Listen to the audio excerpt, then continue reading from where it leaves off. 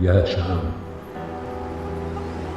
يا شام أنت منارة سطعت، قد شح فوق جبينك الطهر، عرفت مكانتك الدنا زمنا، عرفت مكانتك الدنا زمنا.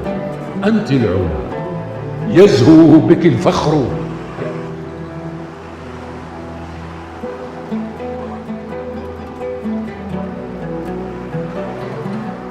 يا شام لن ننساك إن ننسى حتى يضم رفادنا القبر، مهما اعتذرنا عن إساءتنا قد لا يليق بقدرك العذر.